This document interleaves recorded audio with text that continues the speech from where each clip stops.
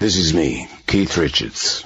But here I am. I'm still playing, and I'm still rocking and still rolling. One love. Thanks and praises to you all.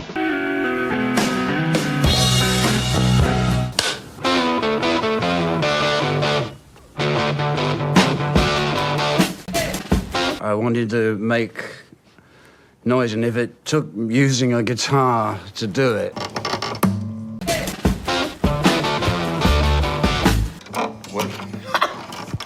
We're destroying this guitar. I'll do that. I mean...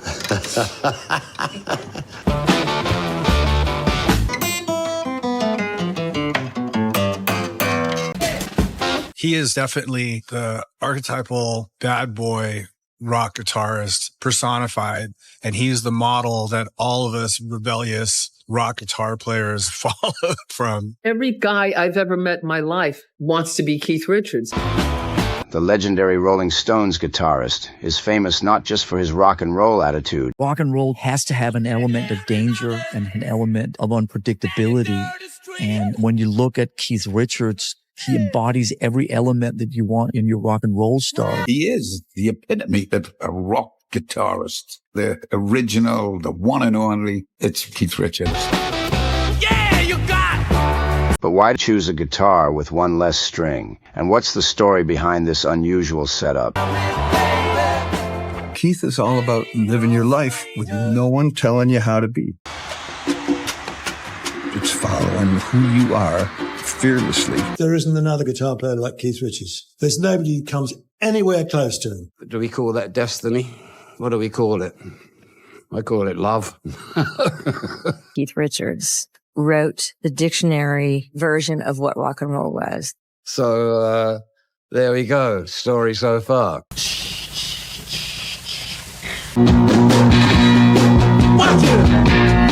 Back in the late 1960s, was on the hunt for a new sound, something that could take his playing to another level. Began experimenting with different tunings to get a richer, more dynamic tone. Tunings are strange things. It can take you into musical areas that are, that are not supposed to exist. But it's one of the adventures, is playing around, in different tunings. The concept of open G tuning, a method commonly used in blues, country, and folk music. I dreamt of that.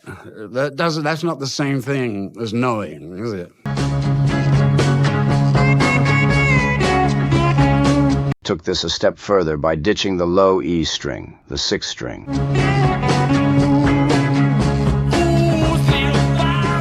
There's 5 strings. I take the bottom string goes off, and then you tune the rest of the strings to the chord of G. Why? Felt it got in the way of the clean, open sound from the open G tuning, plus with one less string to worry about, focus on the grooves and chord shapes that gave playing such a unique flair. We're destroying this guitar. I'll do that. I mean, time, right? Okay. All right. G. Turn that. So get an octave going. The A string goes down to G.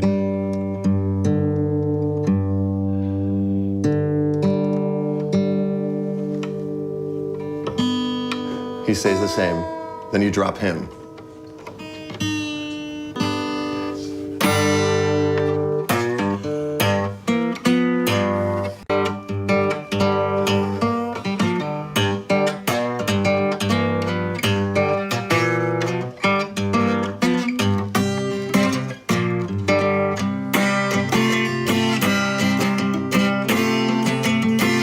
You got 5 strings. There's only 3 notes because there's 2 doubles.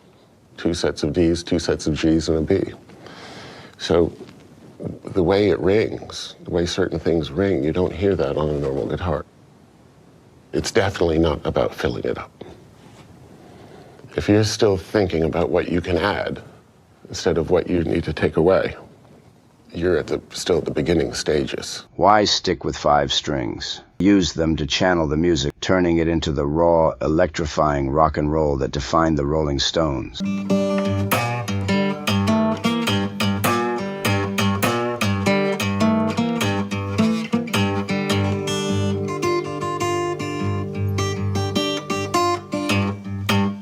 He's such an encyclopedia. You need any advice, just go to Keith, no matter what state he's in. If boom, goes straight to the heart of something. Oh, okay. That's the answer. Keith has the answer. It was that sound of the guitar. And the sound of that guitar was the creation, I would say, of the Rolling Stones. 5-string guitar setup isn't just about missing a string. It's about clarity, rhythm, and style.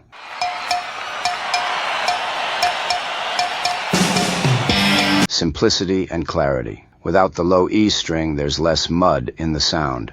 The remaining strings resonate more cleanly, giving that sharp, distinctive tone that cuts through the mix.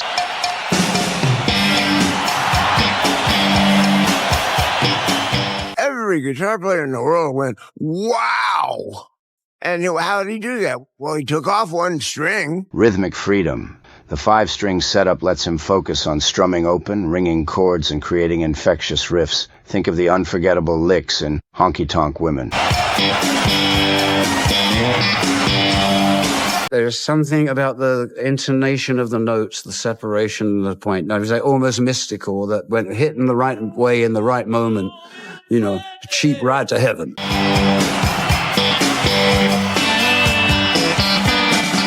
Is it true? To an open G, right? And if you're gonna do Honky Tonk Women or something, you know.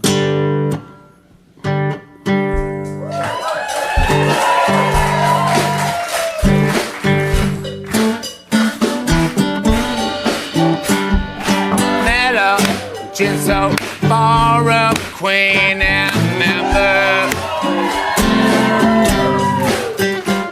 She tried to take me upstairs before I arrived. Or Can't You Hear Me Knocking?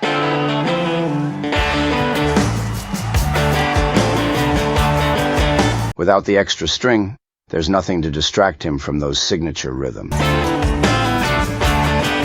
That is a brilliant guitar sound. It says so much with so little. Holy smoke! The absence of the 6th string gives room to get creative with his thumb and play bass notes in ways that aren't possible in standard tuning. This is where he picks. It's so worn out that some of the dots have come out. He's lost a tooth here. This actually looks scalloped, but it's not. It's just for how worn out it is. He's actually wearing out the fingerboard here. And that's typical of where he strums, up in this region.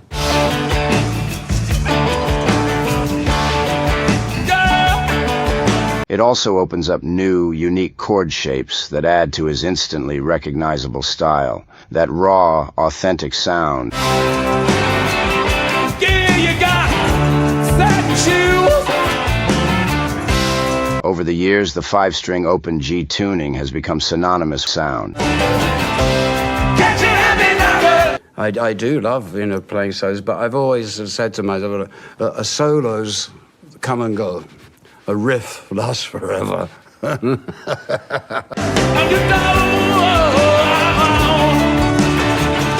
It's raw, it's powerful.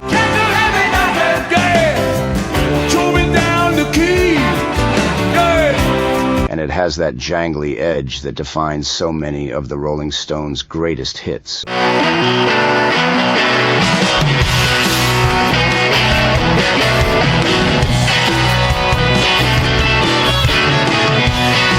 The 5-string guitar and open G tuning played a huge role in shaping the Rolling Stones' music.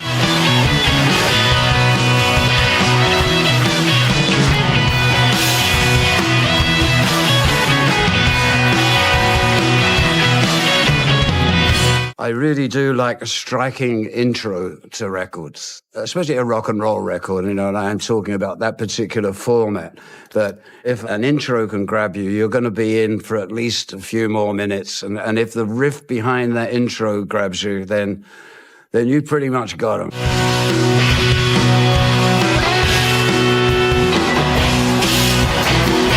many of the band's most famous songs, like Start Me Up,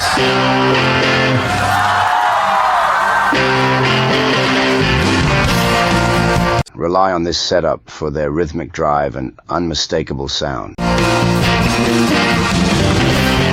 And it's not just the Stones who benefited from this tuning. Ronnie Wood, who joined the Stones in the mid-70s, adopted the same tuning. He's always known what he wants on the guitar. The way he plays is he establishes sound first with Pierre, his guitar tech, and various ways of achieving the desired effect.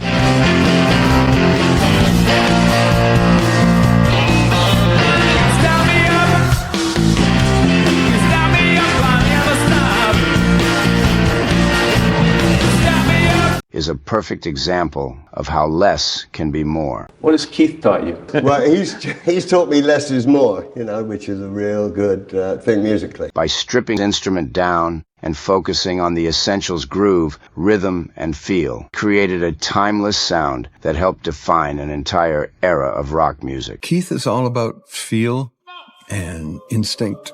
If he's writing a song, he may have 2 chords, and he's perfectly happy to sit there and play those 2 chords for 2 hours, and he's just waiting for the next part of the song to come, but he's not going to force it. He's going to just keep playing this mantra until something appears, and it always does. He's the best rhythm guitar player. He's a one-off. One-off, Keith.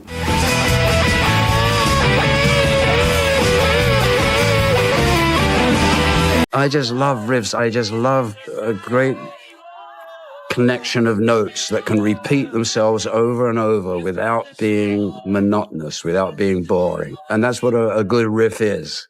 It's the same old thing, but it keeps changing. That tuning of his, there's something menacing about that. Just to weave that in the center of the groove.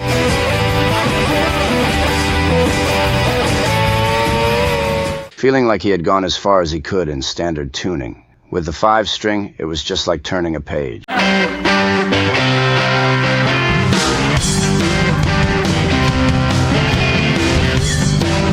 All of the open tunings are good for slide playing. I, being perverse, decided not to play slide on them, but to figure out how to play minor chords, how to play diminished chords on those tunings, which gives me a rush, and I don't know about the rest of you. You know, it's just something that fascinates me, and I've found that you can get some of the most amazing chords that you cannot get on a regular tuning.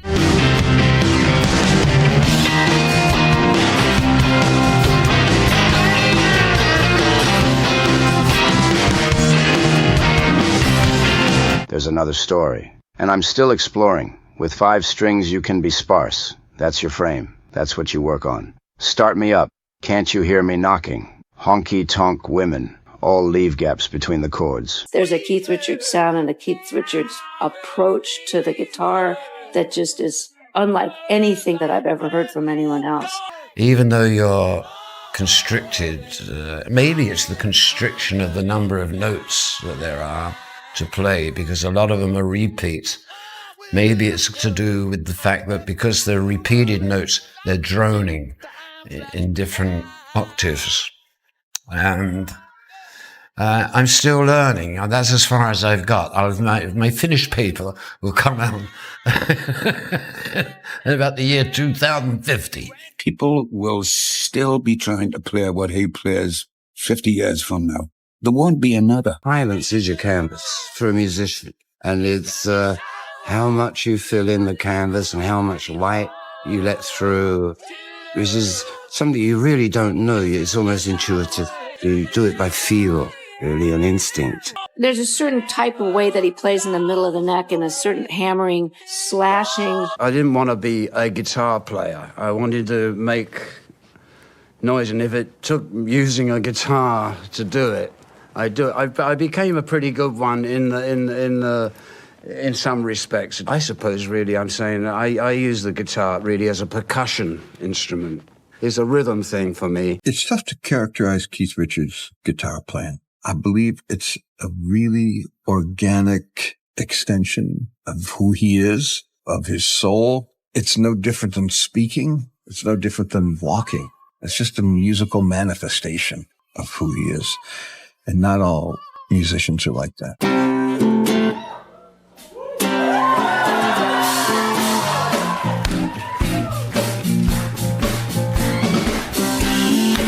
How do you make that sound out of that guitar? It's not even an electric guitar. Well, I don't know. Well, you do it, and you did it, and... I know I can do it, but I don't know how I do it.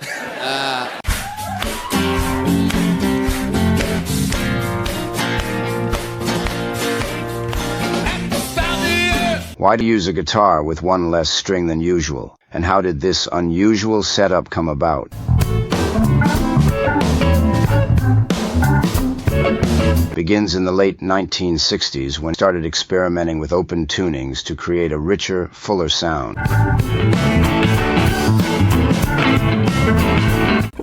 This is going back to researching old blues players, and sometimes they've had a 7-string guitars, sometimes, and it's got to do with playing around with tunings, and you start searching, because I found I was getting so sort of jaded on 6-string, the regular tuning stuff, that I really needed something to like perk me up and say start again sort of thing.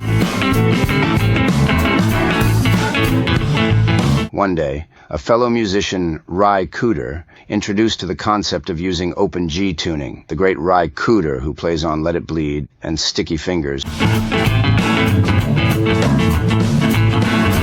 The 5-string, I actually started to play it, I learned a lot of it from Ry Cooder, but he was using it still like, for a slide guitar.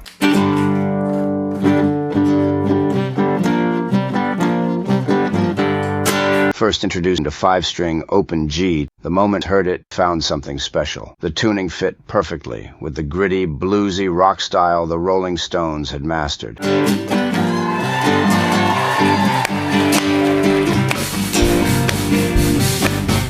I got more into figuring out, well, how can you play minor chords with an open tuning?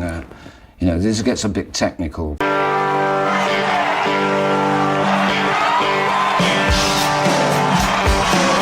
Cooder had the tunings down. He had the open G. The advantage of the open G tuning is that you can get certain drone notes going. It's an open G tuning with the low E string removed, and there's really only 3 notes you use.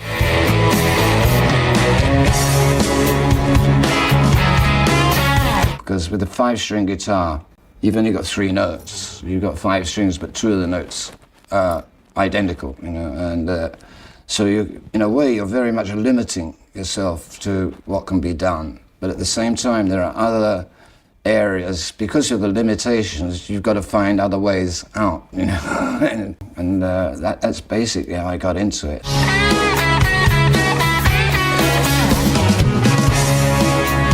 Use of open G tuning and a 5-string setup is a masterclass in how simplicity can lead to brilliance. As famously said, 5 strings, 3 chords, 2 fingers, and 1 hole. 5 strings, 3 notes, 2 fingers, and 1 hole. There it is.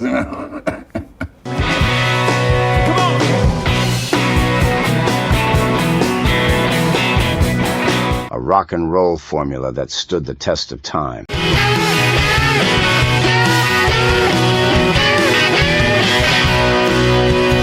Down in your sleep, you gotta tell me you're coming back to me. Writing songs and making records, it's like a jigsaw puzzle.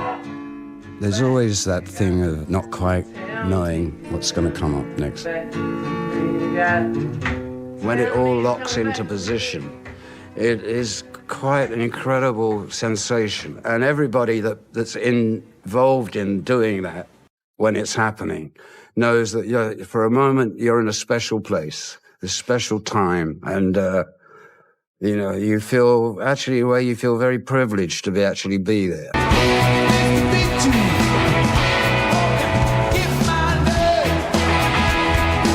If it comes out of the Rolling Stones, it's the Rolling Stones. Now and again, Mick and I have come up with a song. I looked at each other and said, no, not the Stones, no. No. You can't say, oh, if I wrote Angie and say, listen to this, and Keith say, that's a lot of shit, I want to write blues. No, it's the other way around. It's Keith saying, listen to this melody. I'm going, I could say, that's not the blues, that's bordering saccharine ballads, you know? But I didn't say that because it's a very beautiful song.